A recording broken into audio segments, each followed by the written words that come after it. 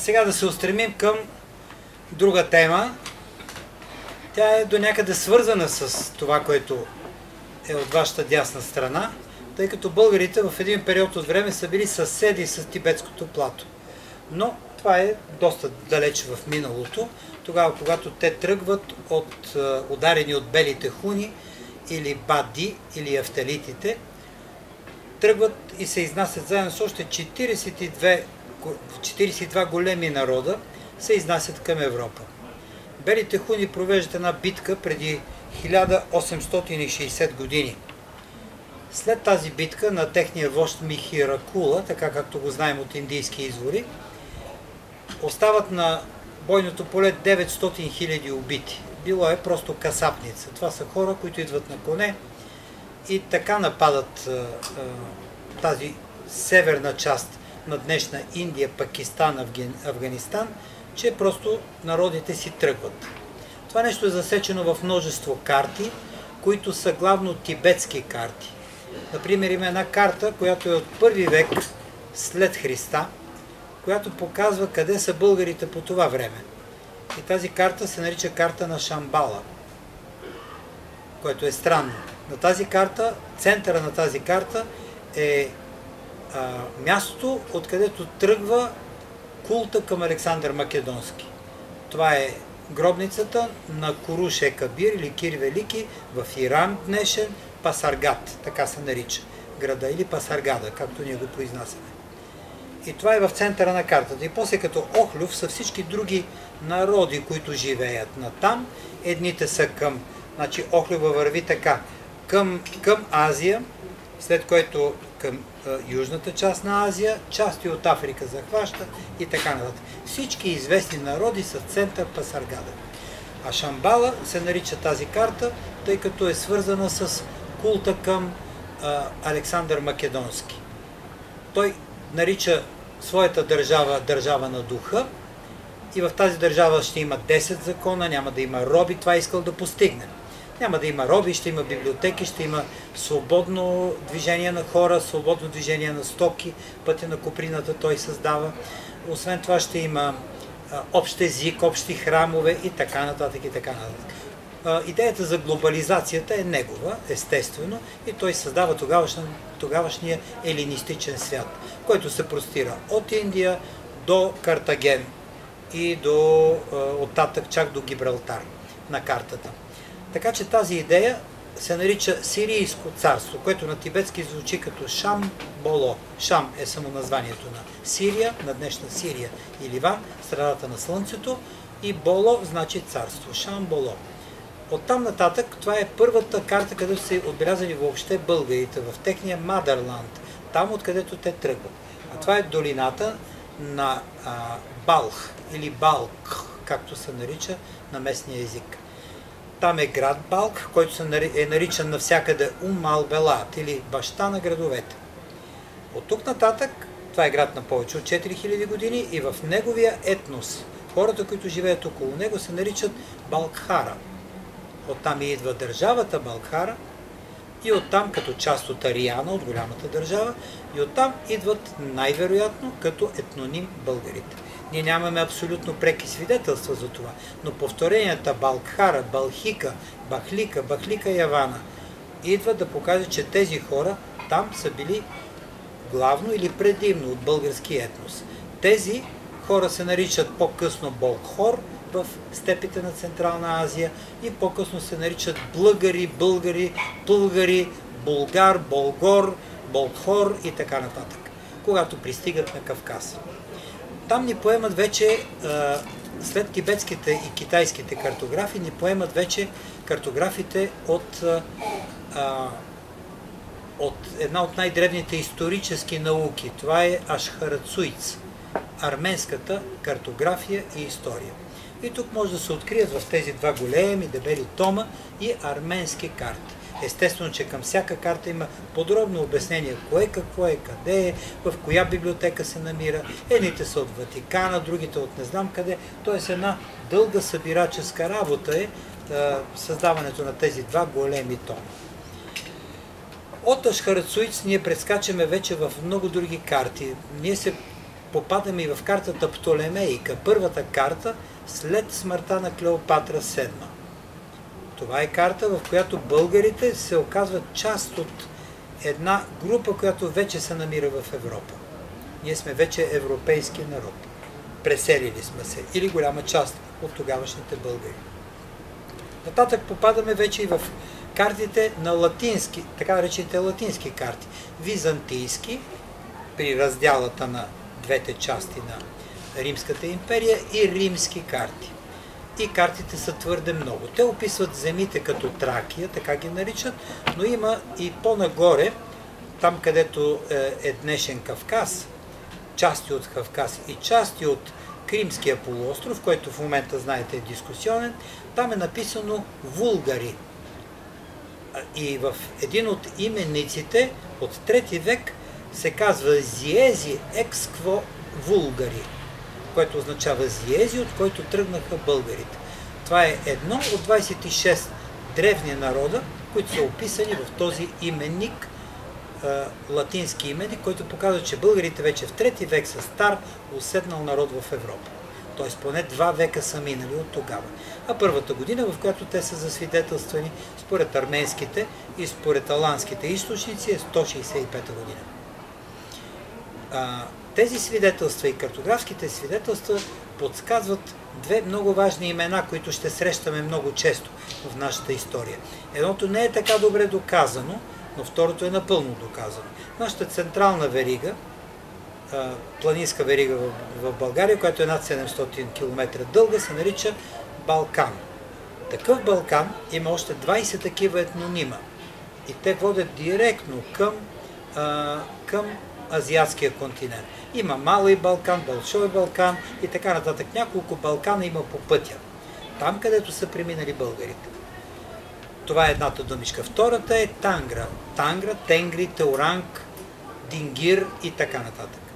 Този бог, степен бог, както се нарича, или Тенгри, както е най-известен в света, има даже цяла голяма гилдия на тенгрианците, в която и аз участвам, като учен и като човек, който се занимава с тангризъм и тенгрианство. Това показва, че това е един древно шумерски бог. Но доколкото шумерите всъщност са прототибетци, техният език, разчетен, показва, че това е наречието в Шаншунг, това е най-западната част на Тибет, или днешната област Гуге в Тибет, в която съм бил нееднократно. Тези хора говорят така, както са говорили шумерите. Разликите са много малки, защото едните са били затворени, капсуловани и другите са били капсуловани. Така че, това нещо е принесено най-вероятно от Тибет. Защото основните неща, които те говорят, те са свързани с тибетски топоси. Например, основната, голямата планина се нарича Сумеру. Тя се нарича и т.е. днешния Кайлаш. Сумеру е в Тибет, Сумеру и в цялата митология на шумерите. Оттам идваме, казват шумерите. Сумери, оттам идват. Те са от Сумеру. Така, освен лингвистичните корени и прочее, там идва и този централен бог. Богът небе. Това е чист монизъм, т.е. това не е бог, това всъщност е началото, от което сме породени. И първите храмове са представлявали следното нещо, което намираме и в Тибет, и при шумерите. Това са 2 камъка, високи, и човек, който е коленичил и вдигнал ръце нагоре. И това е този знак. Едно, другото като Y и другото. Това е молещ се човек между 2 камъка. Той няма нужда от посредници, от попове, от всякакви други неща, от свещени книги.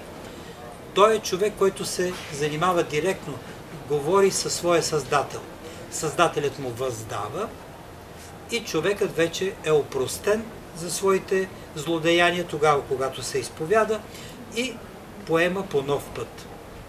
Тоест молитвената част, молитвените така наречените капища на българите са всъщност в началото са 2 камъка и едни протегнати ръце нагоре, които са изобразени над 65 намерени знака на територията само на България и много други знаци извън България. В Румъния, например, има такива, в днешна Украйна, Приднестровието и така нататък.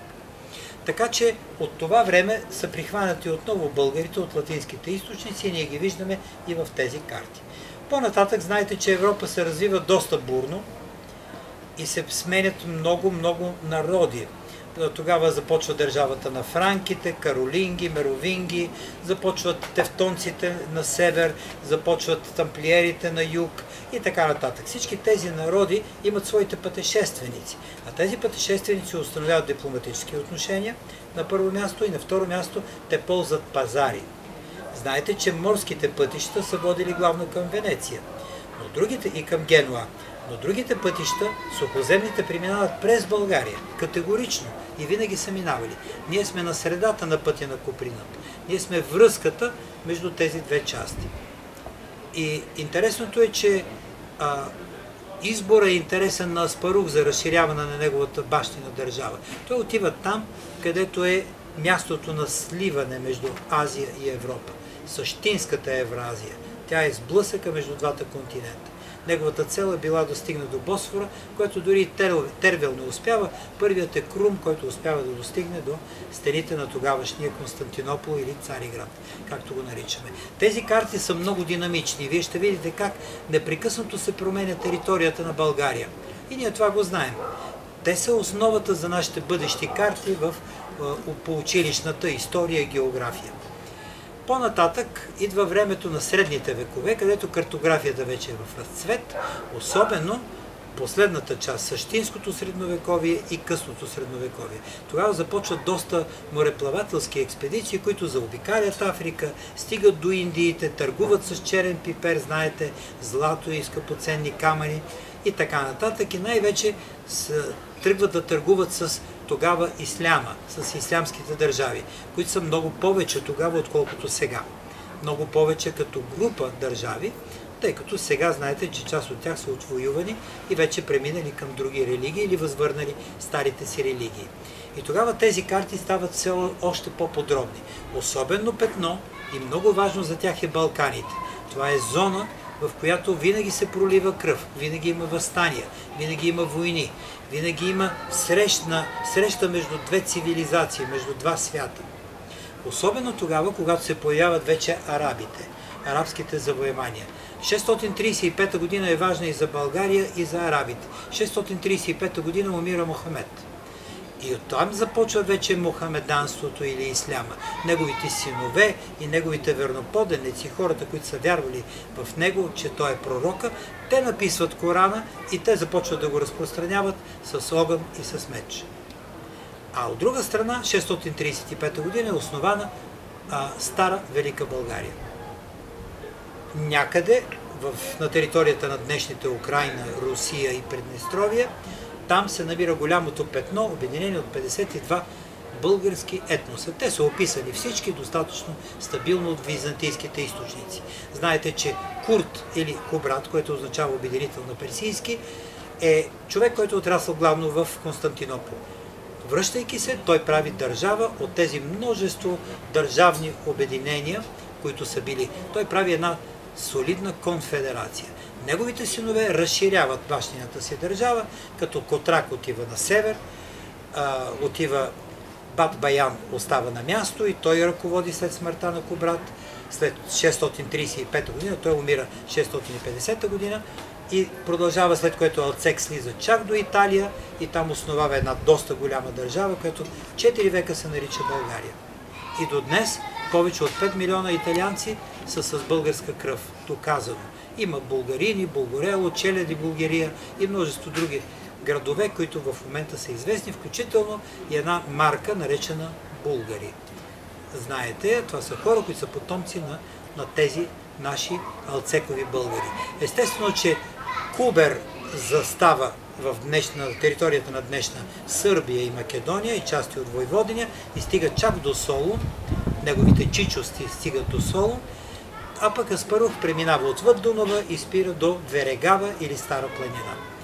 Това нещо е отразено от множество карти, които може да видите в тези два големи, сериозни академични тома. Академични като изследвания, но прости като език. Те са и билингва, на български и на английски език. По-нататък, знаете, че Крум и Карл V или Карл Велики имат обща граница. т.е. България граничи с франкската държава. И това нещо е отразено от тогавашната картография, а по-късно вече в началото на Ренесанса и голямото откривателство на земи, имайте предвид, че част от флотата се събира и от тук. И ислямски кораби участват, те участват в нападенията на цялото Средиземноморие, за вземането на Северна Африка. Знаете, че има много колонии тогава, особено по времето на Сюлейман, на Селим и така нататък, Селим I, Селим II. И от тук нататък вече цялото изнасяне към Америка, откриването на Америка довежда до една много прецизна картография. Първите географски карти след откриването на Америка, особено след като Америка Веспучи преминава почти цялата Америка, без северни части, разбира се, това е едно описание на тези земи. И по този прост тригонометричен метод те успяват да картографират един изцяло нов за тях континент от две големи части. Естествено, че тогава картографията прави един голям експлозив като наука. Тогава знаете, че се развива изключително много астрономията, всички видове мерене на Земята, на водата и на планетите около нас и изобщо на Слънчевата система са в своя апогей. Картите стават много по-точни. Започват да се описват и отделните народи, които живеят вътре, и етнически групи. Например, за капанци, харцои, шопи, за гагаузи ние научаваме от тези карти още от ранния 16 век. Те са части от Османската империя, но е казано, че тук живеят предимно тези народи. Миячите, например, или мияците, както се наричат в Македония днес, цяла една група етническа и така нататък. Всичките тези народи са добре описани. Много по-късно, вече 18 век, започва едно нападение на картографи, дипломати и пътешественици, част от тях са и военни, офицери, и то много високи рангове и чинове, генерали, които отиват до Константинопол. Техния Константинопол, иначе Истанбул. Това е времето на Танзимата в Турция, когато вече буржуазната власт започва да владее. Тоест има и султан, но вече буржуазията завзема голяма територия. И тогава връзките с Запада започват да се увеличават. Особено важно е прокарването на първата железопътна линия, наречена Ориент Експрес. Тя минава и през България. И това е изключително сериозен момент в историята на България. Тогава е бум на картографията в българските земи. От една страна, че ландшафтно трябва всичко да се види, да се измери откъде да мине това, какви пътища са необходими, и тук се преоткриват старите римски пътища. Вия Диагоналис, Вия Игнация, Вия Данубис, Вия Лимес. 4 пътя, които преминават през България. И те съществуват и до днес, такива отсечки. Например, на Беклемето преминава Вия Диагоналис и ние знаем. Там има остатък от стар римски път. Как е строено това? Нямаме за сега сериозни доказателства, с много роби и много пари. Откъде са могли, са смукали. Но голяма част от тези пътища са останали. Аз помня даже в моето детство, че видях един римски път, бил съм на 12 години, в Марикостиново. Това е долу на границата с Гърция, между Петрич, нали, така като вървиш покрай Беласица. И път, и оттам си минават коли, и това си е римски път, и си минават една кола насам, една натам, че се разминава даже и магаре. Може да си представите колко е широк той. Канавки, всичко направено, само нямаше шпонкове в скалата, нали, кой знаем. Може би да не са знаели за този тип фортификационни съоръжения, които предпазват от ерозия скалите. И така нататък. Така че тези карти са много важни. Изключително важни са картите обаче около освобождението на България от османско робство. Тези карти са важни поради това, че те показват етносите в България. Днешният наречен македонски проблем или стария македонски въпрос. Нашите земи, които са до Ниш и до Пирот, земите, които са чак във Войводина, до Срем, който е бил българска крепост. Белград е бил също българска крепост цели 5 века. Земите, които са в днешна Румъния. Всичко това е един огромен ареал. Това е българското икумене, както се нарича. И това е българския свят. Хората, които се считат за българи, които говорят български език, макар и в различни диалекти, И това фиксира всъщност Сан-Стефанската България. Картата, която изработва граф Игнатиев, е на базата на тези множество карти. Той не измисля, не изсмуква от пръсти. И ето това нещо, знаете, че само 4 месеца по-късно се разпада като един гигантски пъзъл.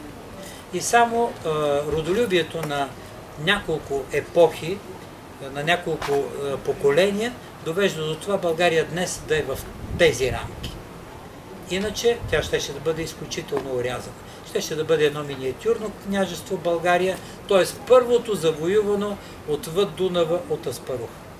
Знаете този известен майтап, първите думи на Аспарух, като е минал Дунава. Знаете ли какви са? Тррр! Няма начин да бъде друго. Тоест, той е спрял коня, като е минал Дунава.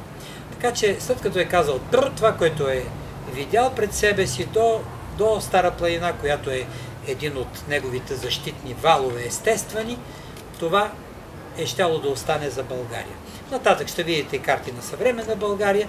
Интересни са, във втория том ще видите, интересни са персийските карти.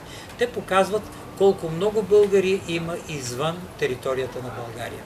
И аз като научен ръководител на доста експедиции, които са под егидата на БАН, Български държавен архив, Софийски университет Климент Охридски и много други такива големи научни формации, ние направихме няколко лъча на местата, където е имало българи, откъдето знаем, че идват българи, и то на терен, с връзки в самите академии на науките. Направихме и 4 филма, другите 4 ще станат следващата година, ще бъдат вече готови и могат да се видят. Между другото, тези филми могат да се купят и там, има ги на дискове все още в стария вариант, който иска. 4 филма, те са си научно кино. Тоест, това, което има в България, сравнявайки го с това и това, виждаме, че е едно и също. Значи пътят ни е известен. Той е категоричен, този път.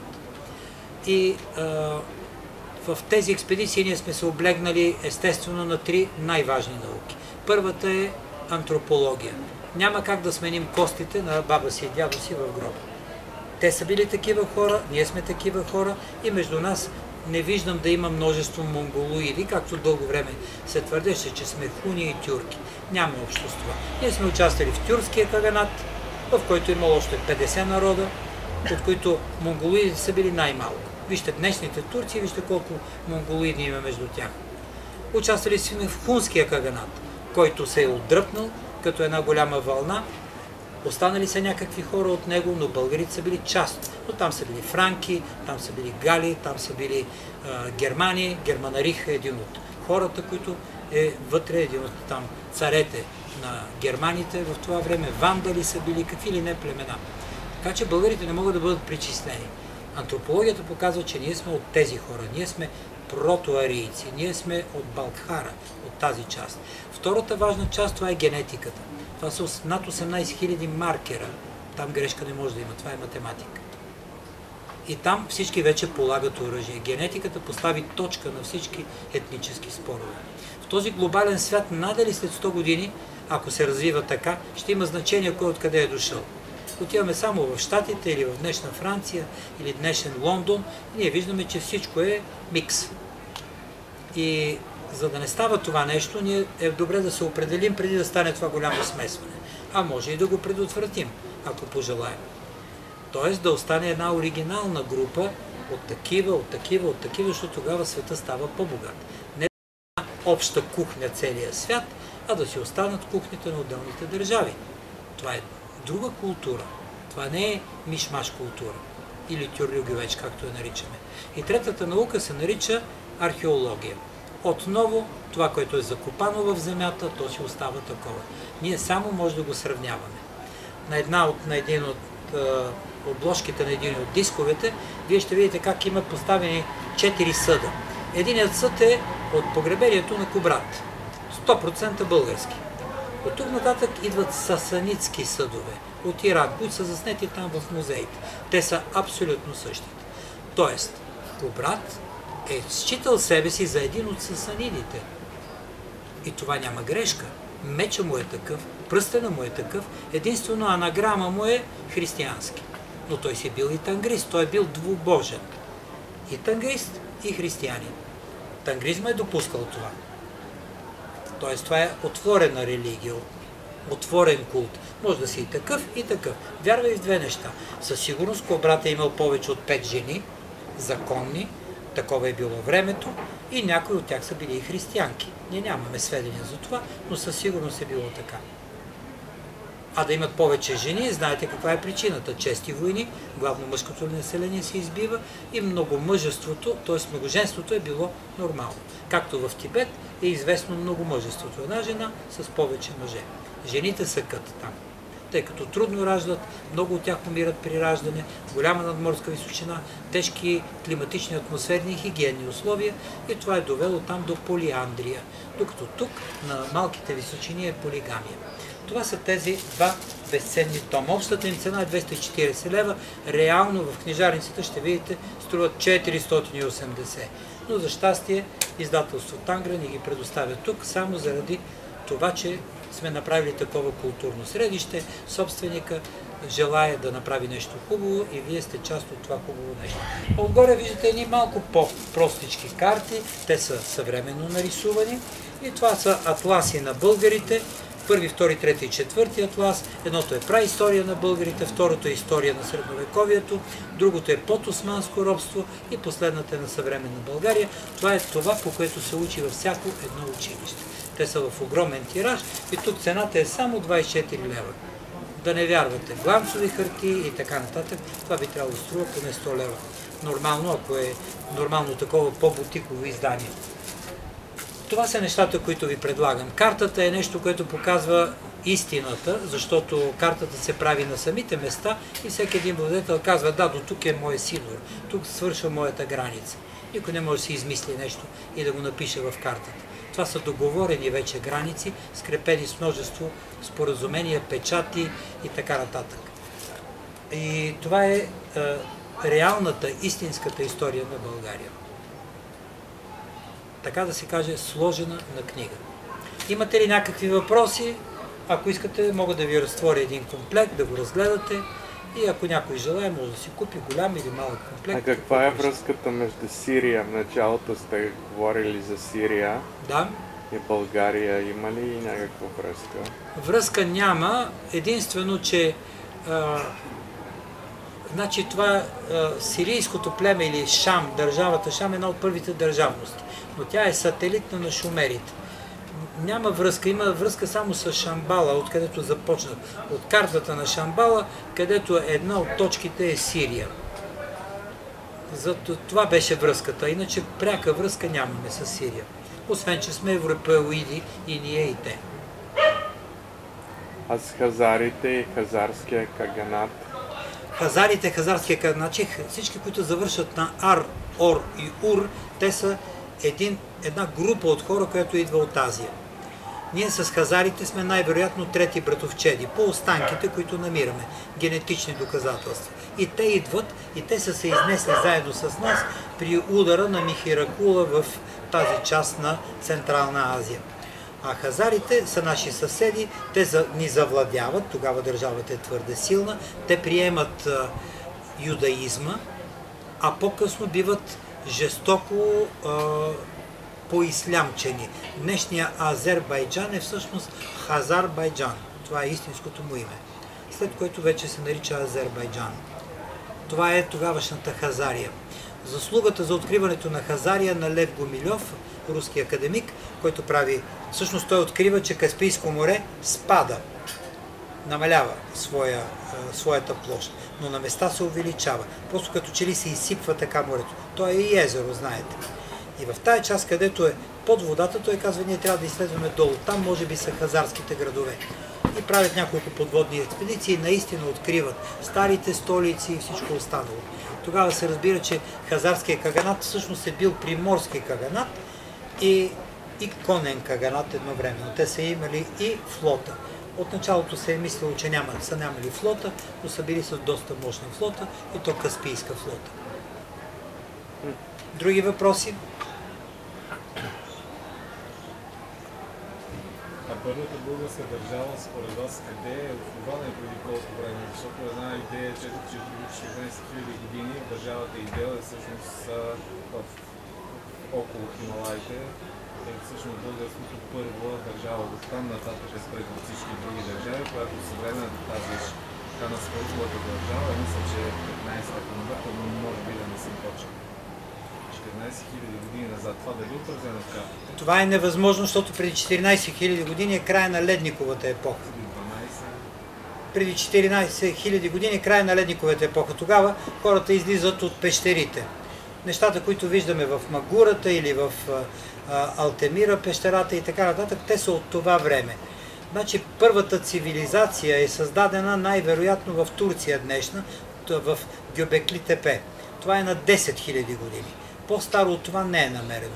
Намерени са едни тамги, петроглифи в Монголия. Аз съм бил няколко пъти там и даже съм снимал в един филм за Рашан Хат, който е на 12 000 години. Но това са пещерни хора, които са рисували. От едното го правят тук. По същия начин в Сахара имаме такива петроглифи, които са на около 12 000 години. Това е в Алжир. Днешното Тасили на Жер се нарича, което е каменната книга на света. Това е първата държавност, със сигурност там. Казахме Гюбекли Тепе. Нататък е Чаталхоюк, пак в Турция, най-вероятно в Междуречието са другите части, а първата цивилизация, реална държава е в Шумер. Това е преди 5200 години. 8500 години ми направи впечатление на Беблик, как ще са изнесени едни астрономически гледни точки за че шефа на музея каза, че ги е направил и са изнесени 8500 години. Това светилище, което сега спим, ще всъщност... Да, това възможно е да имат такова познание на хората, защото това е обективно познание. Но цивилизация не може да има, защото има 12 неща, които са белег на една цивилизация. Трябва да има писменост, библиотеки и така нататък. Това значи цивилизация.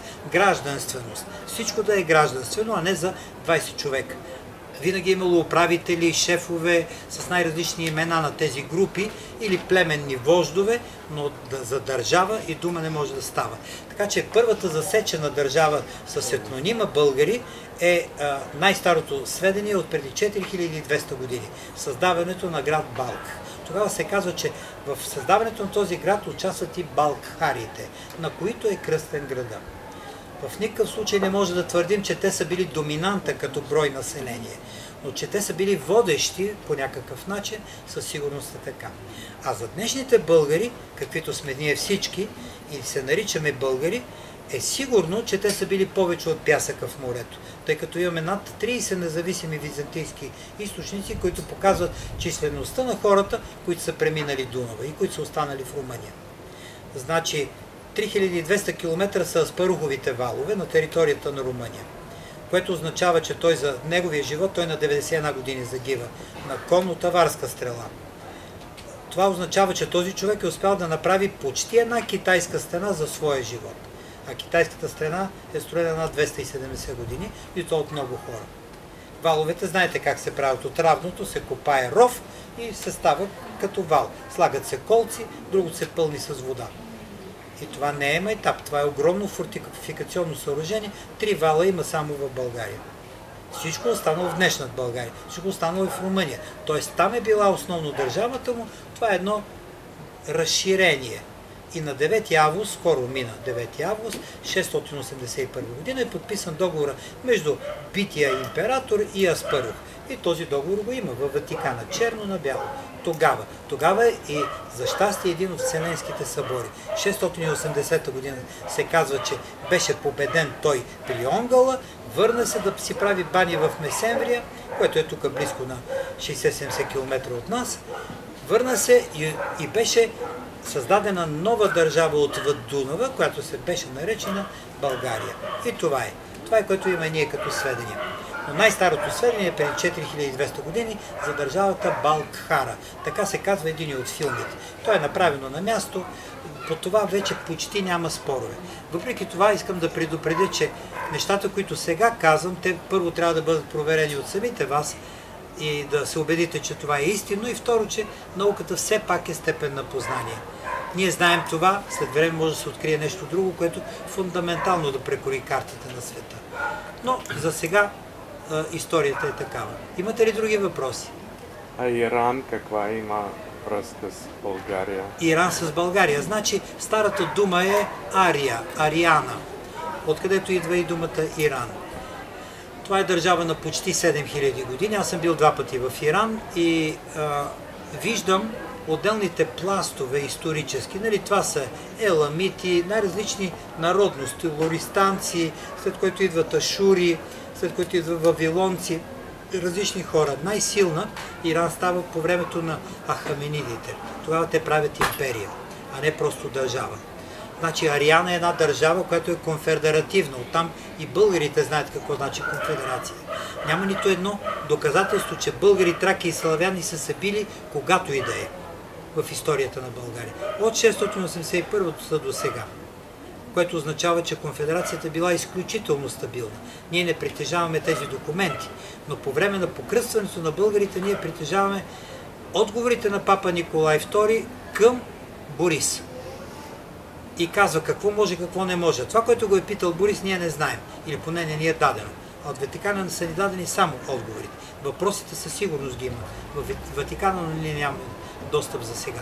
И по тези отговори разбираме, че това е типично тракийско, това е типично славянско, това е типично българско.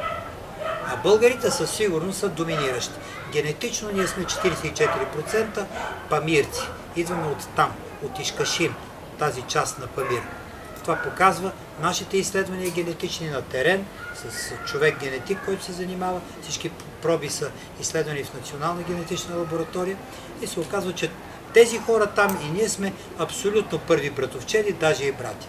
Ишкашимците. И езика ни е много близък. Тези имена те четат именника на българските канове едно към едно. Те разбират какво пише вътре. Този език е останал. Това е един от ключовете към стария български език. И Иран, като една голяма група от 127 големи етноса, част от тези етноси се нарича на ирански Бахтри или Бактрия на старогръцки и там се намират именно българите и главният град на Бактрия, това е именно Балх, който има 220 км крепостна стена. Преди 4200 години е бил 1,5 милиона този град. Мегаполис. А той сега къде се намира? В днешен Афганистан. В момента живеят 40 000 души в него. А център е преместен ислямския център Мазари Шариф, който е на 20 км от него. А какъв език са говорили българите в началото? Българите говорят староперсийски език, древен персийски, бактрийски език. А с какъв модерен език той е най-свързан?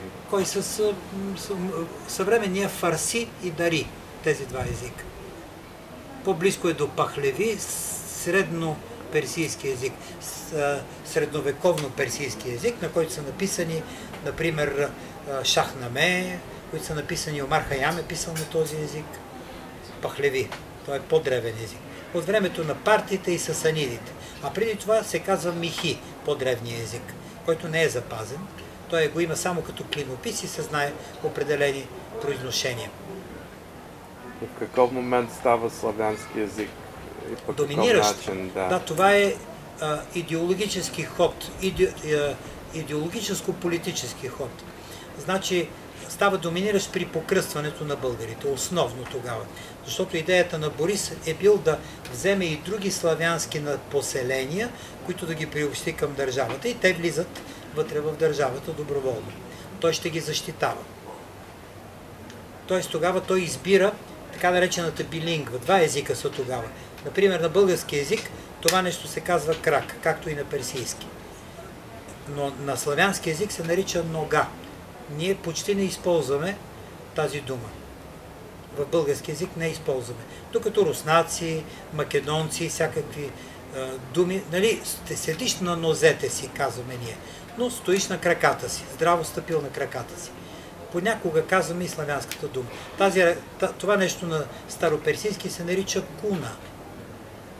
Да ти изсъхнат кунките, казват на село, старите хора. А иначе се казва ръка, рука и така нататък. Тоест, за повече от 1500 думи ние имаме билингва, българска и славянска дума. Затова нашия език е почти неразбираем за руснаци, поляци, чехи и така, а ние разбираме много повече от техния език, тъй като ние си знаем тази част от билингвата, която идва от славянския корен. Това е решение на Борис. И той всъщност, приемайки учениците на Кирил и Методий в България, прави така, че да продаде тази азбука на всички останали славяни. Предава я и я продава. Той продава и предава заедно, едновременно с християнството. А той какъв език е говорил? Той е говорил своя си език. Със сигурност е говорил и тогавашно славянско наречие, но е говорил неговия си език, български, старобългарски език, който днес е трудно възстановим. Може би 100 години ще ни трябват, за да може да възстановим това нещо с новите открития на място, че това прилича на ишкашимския, на памирските езици. Вече много учени работят лингвисти в тази посока. И във филмите може да видите доста имена, които са общи. Например, думичката патладжан ние намираме много преди да дойдат турците. Патлъджан е на турски, на персийски е баденджан, а ние го наричаме патладжан, както се чува в момента, и това го има в старата българска литература. Това съществува преди да дойдат турците. Значи най-вероятно те от нас са го взели или са го взели от персите. Тъй като откъдето идват тюрките, там такова животно не вирее, такова растение няма. И така нататък. Има доста... Вътре ще видите, няма как да ви разкажа всичко, ако някой реши да вземе тези филми. Просто във филмите са показани, може би, над 400-500 думи, които са общи за персийски език и за български език, които пряко идват. Например, мис е маса, парде е перде, панджаре е прозорец. И тези думи ние ги срещаме в Кирило-методиевската литература много преди да дойдат турците. Масата си е маса. Турците никога не са виждали, тюрките не са виждали маса. Те ядат в юртата на пода, като българина яде на маса. И така нататък. Аз искам да попитам, Кажете. защо не са изисквани тези документи от Ватикана? Те са изисквани многократно. Вече един мой покоен професор, при който съм учил, той беше така в най-тесни връзки с Ватикана, професор Стефан Лазаров. Той ползваше 8 езика перфектно, включително и латински, старолатински, медицински латински. Той беше музиковед, етномузиковед и с това се занимаваше и прекара повече от, може би, 7 години във Ватикана. Някои от нещата са му показани, че съществуват, но той няма правото да ги разгърне. Разбирате, че това е политика. Да, Кирил Петков също, Кирил Топалов. Кирил Топалов също. Също беше няколко години И Божидар Димитров също работеше. Много хора, но имате преди, че това е затворено познание. Също и на библиотеката на Ватикана е българка, която е към Ватикана библиотека. Да, тя работи, но това са въпрос на разрешение. Има си протокол. Аз до година ще ходя в Щатите, нали, с две групи, нали, български артисти, млади артисти, и там ще бъда в Националната библиотека на Съединените щати в Вашингтон. Там работи българин, който отговаря директно, нали, той е като с, как да кажа, на мястото на генерален съветник в библиотеката, който дигитализира целия американски архив в момента. Той е горе-долу на моя възраст, 66-7 години, и този човек ще ни приеме. И той казва, аз имам достъп само до определени неща, до некласифицирана информация. В Ватикана си има класифицирана информация, която на нас няма да ни се даде. Да, имаше едни конференции, които се правиха. Но това са просто огриски от един кралски обяд, ако така мога да го кажа. Нямат аванта от това да бъде България магна, както се казва. О, да. Нямат авант. Абсолютно съгласна. Затова ще бъдем ограничени и така насърчавани да се стопяваме. Да, да. И каква е име, като връзка между Мадара, Афганистан и нашата Мадара? Мадар? Да. Значи в един от филмите там е засегнато, той се казва и Мадар. В Афганистан има Раг-е-Модар. Там има един конник, който убива дракон. Виждал съм го с очите си, снимал съм го на това място. Това се намира много близко до Балх. Това е обаче от сасанитско време, което означава 3 века преди Кубрат. Много преди това в Накше-е-Ростам, Накше-Раджаб има множество конници. Конникът е и конници, които убиват лъв. Това са царе, които правят царски улов. Убивайки лъв, той показва, че е по-цар от царя на животните. И вие ще видите на книгата ми отвън Българите и полуостров Хиндустан, заради която тръгна цялата експедиция, там ще видите 4 мадарски конника, отвън в книжарницата. Единият е шумерски, И този се нарича Митра, този човек. Това същество, което убива лъв. И това е на 4800 години. След което става Майтри, Майдар, Майтрея и Мадар в последствие. Или Модар, както те. Ато произнасят като О. Това е връзката. Тоест това е едно и също същество. Това е цар на царете. Раджа Раджати Радж, както е на санскрит. Или Шахин Шах. И така нататък. Ето тук се вижда добре. Мерси, Танче. Тук се вижда добре. Най-вероятно ще ги видите. Това нещо съм го снимал в Ирак. Се вижда. Това нещо е снимано в Тибет. Това се казва Митра. Това се казва Майдар. Това нещо се казва Мадар. На български и другото е Раг е Модар. А Модар значи майка. Това е майчината кръв. Кръвта, която идва от майката, тече и в моите жили. Като суверен и като човек, който може да убие и лъв. Добре? Други въпроси имате ли? Да. Какви са вашите впечатления през цялото това време, в което българите са били в контакт с различни племена? Какво отличава българите? Какво отличавало българите? Да, от всички останали, освен името. Да. Значи тук в книгата си разглеждам този проблем, българите и полуостров Хиндустан. Откъде идваме? Вътре има над 60 карти, които няма да видите никъде в тези издания, защото това са карти съставени по записки от моите пътувания. Това са повече от 30 години пътуване на място и теренни изследвания. Българите на първо място се отличават по това, че те са изкусни майстори на много неща. Например, сосис е болхори е български салам, които те са правили. Пейнир е българи означава българско сирене. Камши е българи или камчи е българи е български камшик. Повече от 300 названия с болхори или българско има в цяла Централна Азия и тук персийско говорящите народи. Българите са майстори за наечени, всичко правят. Ако отидете в Етъра, ще видите колко много занятия са развили българите и колко много неща са останали до днес. Второто важно нещо е, че те умеят да строят градове и фортификационни съоръжения. Когато идва Аспарух тук, той започва да строи градове. Той не е само човек на кон. Конят е превозно средство, конят е средство за война. Цялата българска армия е била върху кон. Ние пешаци сме нямали. До края на Второто българско царство. Например, един филм като Борис или като Калоян, български филми, те не са правдиви в това отношение, че имаме пешеходна армия. Няма такава. Българинът е на кон. Затова първият ферман на Султан Мурад е българин на кон, значи войник. Българина му се отнема коня. Конете са върнати едва в Паисиево време на българите и то планинските кончета по планините. Хвърковатата чета на Бенковски е чак 100 години по-късно.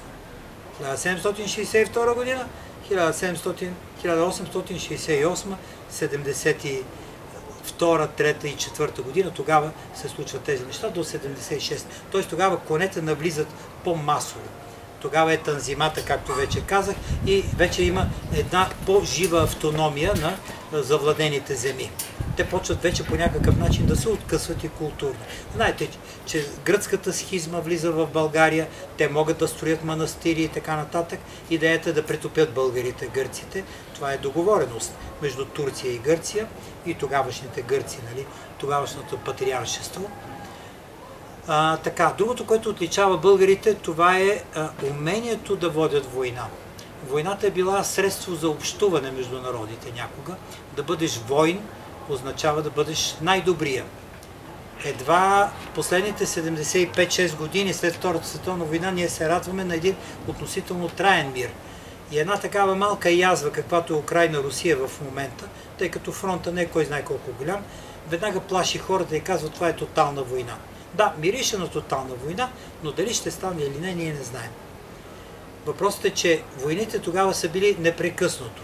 Само между освобождението на България 1878 година, който става чрез война, а не както Ганди, без да пукне една пушка, до 1945 година, края на Отечествената война, има 16 войни участва в България. Разделете времето и вижте по колко войни се падат. На 4 години по една война. Това е касапница. Така е било в целия свят. 30 годишен мир е подписал само цар Иван Асен II, след битката при Клокотница. И това е най-многото мир в историята на България до 9 септември 1944 година. Нататък целия свят става мир в България и до тук не сме участвали във война. Вече много години станах, 78 години от тогава. Следващото важно нещо за българите е това, че те са културен народ. Те идват със своя писменост, руническа, сега недобре разчетима. Някои неща са разчетени, които са билингви. Например, там единия съд на един жупан е написано и на гръцки, на Катаревоса, и на български език. И горе-долу може да се разбере. Но как точно са? Нали, има някакви предположения, но е твърде малък лингвистичния материал. Но това е културен народ, който има и своята възшествена традиция. Случайно намерения препис на именника на българските канове подсказва, че това е един много древен народ. Че той датира именно от тази 165 година, според именника и според Ашхарацуица на Мовсес Хоренаци, човека, който написва тази арменска география. И тази култура си личи в обноските, в дипломатическия тон, в приемствеността, в желанието да имаме общи пазари, да влизаме в общи конфедерации. Следващото нещо е толерантността на българите. Тя навсякъде е подчертавана. Както Балх е бил мултинационален град, така и България, където и да отивала, тя създава мултинационални държави. Няма робство. Никъде не е известно робство, където са минали българите. Никъде няма имперски амбиции да завладее колкото се може повече. Тя върви само по нейните етнически граници. Верски и етнически граници. Има още доста качества, с които се отличават българите, но последното, което искам да кажа, че българката е възпята в много персийски, таджикски, узбекски и така нататък песни. Едно от тях гласи: "Ожени се за българка, най-красиви деца ражда българката." Ето и с това сме известни. Горе-долу като сега. Да, горе-долу като сега. Значи, трябва да правим някакви много интересни неща по наш начин. Разбира се. Те всички са правили къвшици, ама нашите са били по-така, нали? Това е. Строим, тук застроили сме всичко, това го имаме. Конете не знам как е, коли много внасяме. После какво стана? Жени. Жените, това е ясно, това се е запазило.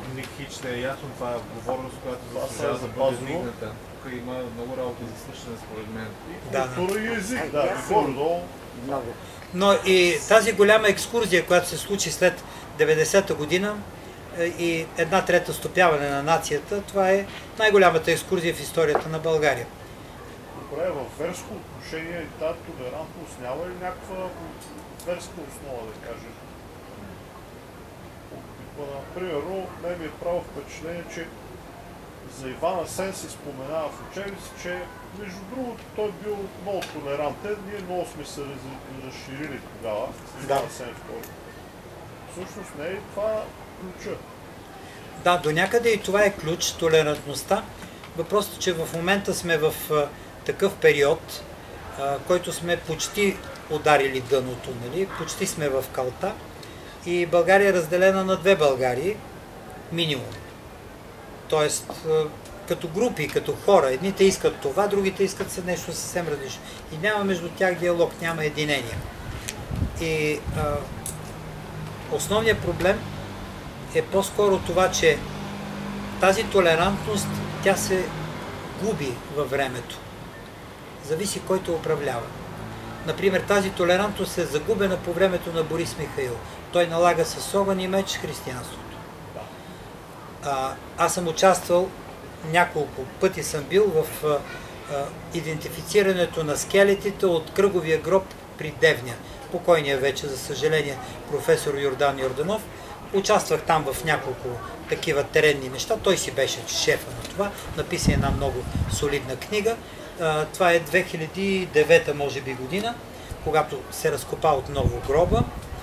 52 болярски рода са съсечени и са убити за това, защото искат да остане старата религия. Старата религия е не само тангризъм. Там има идолопоклонничество, поклонничество на скали, на вода. Всички тези неща са добре описани в старата литература. това нещо Борис е казал край.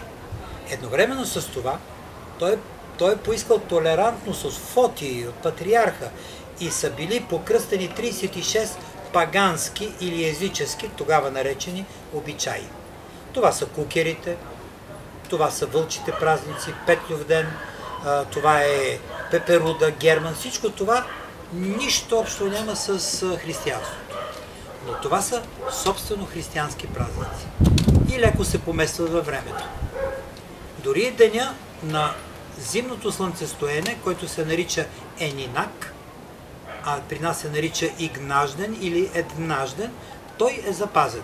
От тогава започва и астрономическата нова година. Знаете, че тогава е деня, когато слънцето е най-ниско на хоризонт и сянката на стожера е най-дълга. 70-те години Людмила Живкова предлага на ЮНЕСКО българския календар да се приеме в цял свят като най-точен. И вече са били почти готови, но от Ватикана и от Мека казват категорично не. Тогава се съюзяват мюсюлмани и християни и казват категорично не, няма си поместим календарите. Така че за толерантността тя се променя, зависи от властниците. А тези обичаи, които вие споменахте, те навсякъде ли в българските племена ги има? Примерно в чувашите, всичко това го има, нали? Не, защото тук има 3 вида обичаи местни. Едните са тракийски, например нестинарство и кукери са тракийски обичаи. Пеперуда и Герман са славянски обичаи, отдавна доказани. Пеперуге, Пеперуна и така нататък, свързано с бог Перун, с гърма, грамотевиците, дъжда, дай Боже дъжд и така нататък. Докато другите, да речем кушиите, са типично български обичаи. Значи, горе-долу като изследване 8 са тракийски, 6 са славянски, останалите до 36 са български обичаи. Някои от тях са останали и в други земи. Например, мартениците може да ги проследите до Тибет. Тук в тази книжка имам снимка на тибетски як с мартеница на ухото и до него кръка на Евгений, дето го виждате тук до мен. Неговия там панталон, нали, трекерски панталон се вижда. Тоест, мартеницата, това е началото на пролетта. Бялото и червеното, това са Ида и Пингала, двата канала в човек. Те трябва да бъдат събрани. Мъжкото и женското, и левия, десния канал. И в центърът е канала на мисълта, на знанието, на познанието, сушумна, който не се изобразява. Това е връзката между червеното и бялото. Имаме мартеници, мартенки, се наричат мартишори и така нататък, по най-различен начин. Този отглас от Централна Азия, който ние носим, го има дори в Виетнам. И там, в началото на дъждовния период, започват да кичат с бели и червени ленти дърветата. Представете си, но то е свързано с хиндуизма и с Ида Пингала, с двата канала. А с будизъм има ли връзка между българската? Каква е връзката между будизма и българската религия? И българската религия. Значи, будизмът не е типичен за българите. Всъщност те преминават по някакъв начин, живеейки в Балхи, от будизма. По времето на голямата държава, на Канишка, Хувишка и така нататък, това е една тежка империя в продължение на 3 века на територията на Балх. Тогава те възприемат будизма. Но будизма се налага като мека религия, той не се налага с огън и меч. И явно, че тогава българите не са възприели, и тогавашните наши предци не са възприели, си останали в старите култове. Но долу населението поголовно приема това и говоря за тези хора, които са били от по-ниската маса, по-бедните хора приемат будизма. По време на тази империя, Кушанската империя, така наречена. И ние нямаме преки свидетелства за това. Тук там някъде може да намерим свидетелство, но българите нямат отношение към будизма. Александър Македонски има отношение към будизма, но не и българите. Той се среща с така наречените химнософисти, спори с тях и тогава преустановява пътя си на изток и се връща обратно, за да умре, знаете, във Вавилон от амеба. Това са последните доказателства. Поне описанието на неговата смърт е точно от това нещо умира. От амеби са умирали много хора. Добре, аз предлагам да не замръкваме тук. Естествено, че има място и за спане. Като гледам така, може да се устроим по някакъв начин. Това да остане. Ако желаете да ви отворя сега картите, да погледнете. Благодаря ви.